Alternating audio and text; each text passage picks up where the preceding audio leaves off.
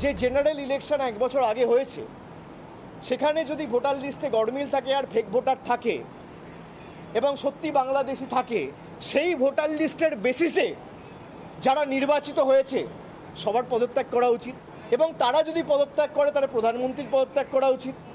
তাহলে পুরোটাই যদি বেনিয়ম বা অনিয়ম বা ভেজাল বা কোনো ফেক নাম থেকে থাকে, তাহলে ফার্স্ট স্টেপ হিসেবে তারা রিজাইন করুক। সারা দেশের মানুষ এসআইআরকে স্বাগত জানাবে।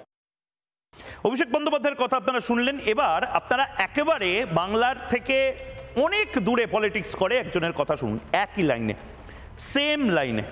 পপ্পু যাদব, বিহারের পলিটিশিয়ান পপ্পু যাদব, যাকে নিয়ে অনেক সিনেমাও হয়েছে। মানে অভিষেক বন্দ্যোপাধ্যায় যেগুলো বাংলায় বলছেন সেটারই স্ক্রিপ্টটা যেন হিন্দিতে পপ্পু যাদব বলছেন, এক স্ক্রিপ্ট। শুনুন। वोटर लिस्ट गलत थी तो उस वोटर लिस्ट पर लोकसभा का चुनाव हुआ तो सबसे पहले लोकसभा भंग हो, और लोकसभा भंग हो, प्रधानमंत्री रिजाइन करे, उसके बाद एसआईआर करवा ले पूरे देश का, तब फिर से चुनाव हो और फिर से हम लोग चुनाव में चले। तो पहले तो लोकसभा भंग करने की बात हो।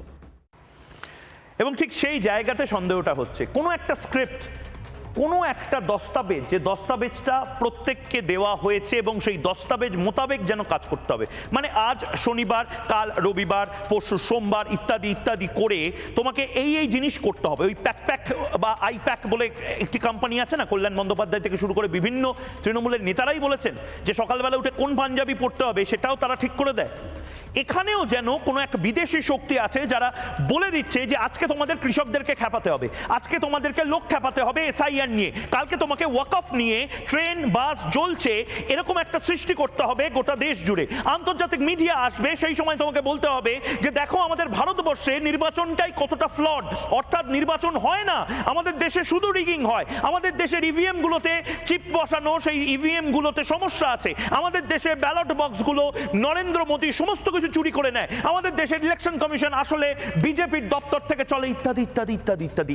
একেবারে সেম টুল কিট অনুসারে যেভাবে ভিয়েতনামে সরকার ফেলেছিল, যেভাবে বাংলাদেশে সরকার ফেলে দেওয়া হয়েছিল, যেভাবে পাকিস্তানকে দীর্ঘদিন ধরে দখল করে রাখা হয়েছে, ভারতকে তারা পাচ্ছে না দখল করতে। এবং প্রধানমন্ত্রী নরেন্দ্র মোদী, আমি তো বলবো মানে প্রধানমন্ত্রী নরেন্দ্র মোদী এই রিস্কটা যে নিয়েছেন, ডোনাল্ড ট্রাম্পের চোখে চোখ রেখে কথা বলে প্রধানমন্ত্রী নরেন্দ্র মোদী যে কথাগুলো বলেছিলেন, এবং মাথায় রাখুন বলার সময় একটা কথা উনি অস্ফুটে বলে ফেলেছিলেন, এটা সাধারণত হয় না, কিন্তু সেদিন প্রধানমন্ত্রী বলে ফেলেছিলেন যে আমি জানি যে আমার পার্সোনাল কি ক্ষতি হবে, অনেকটা পার্সোনাল ক্ষতি হয়ে যাবে, কিন্তু তারপরেও আমি এটা হতে দেব না। আপনাদের হয়তো মনে হচ্ছে যে আমেরিকা শুধুমাত্র রাশিয়ার তেলের জন্য এটা করে, আরে চায়নাও তো রাশিয়ার তেল কেনে। আমেরিকা আসলে ভারতবর্ষে দাঁত ফোটাতে পারছে না, তারা ভারতবর্ষের বাজার, ভারতবর্ষের ক্ষেত, এই সমস্ত কিছুতে মাথা গলাতে পারছে না। আপনি জানেন আমেরিকা সবচেয়ে বেশি নজর দিয়েছে কোথায়? আমাদের দুগ্ধজাত প্রোডাক্টে, আমাদের ডেয়ারি ইন্ডাস্ট্রি, সেটা পুরোটা আমেরিকা দখল করতে চায়। আমাদের হসপিটালসগুলো সমস্ত আমেরিকান কোম্পানি কিনে নিতে চায়। আমাদের সমস্ত বীজ যেগুলো কৃষকেরা, আমাদের যে ধান বোনা হচ্ছে সেই সমস্ত ধানও, তার পেটেন্টও আমেরিকা নিয়ে তারা বিশ্বজুড়ে ব্যবসা করে আমাদেরই কৃষকদেরকে দিতে চায়। এবং প্রধানমন্ত্রী নরেন্দ্র মোদী ঢাল হয়ে দাঁড়িয়ে আছেন, তিনি বলেছেন এটা করতে দেবেন না। চিংড়ি মাছ থেকে, ইলিশ মাছ থেকে, মাগুর মাছ থেকে শুরু করে সমস্ত মাছ, সেই সব মাছের পুরো ইন্ডাস্ট্রিটা আমেরিকা দখল করে নিতে চায় ভারতবর্ষে। মানে বকলমে আমেরিকার দালালি করে কোনো এক সরকার যদি আমাদের দেশে থাকে তাহলে আমেরিকা সবচেয়ে বেশি খুশি হবে, আর সেটাই নরেন্দ্র মোদী হতে দিচ্ছেন না। এবং হতে দিচ্ছেন না বলে প্রবলেম হয়ে যাচ্ছে। भारत अपने किसानों के, पशुपालकों के और मछुआरे भाई बहनों के हितों के साथ कभी भी समझौता नहीं करेगा। और मैं जानता हूं व्यक्तिगत रूप से मुझे बहुत बड़ी कीमत चुकानी पड़ेगी, लेकिन मैं इसके लिए तैयार हूं। मेरे देश के किसानों के लिए, मेरे देश के मछुआरों के लिए, मेरे देश के पशुपालकों के लिए आज भारत तैयार है।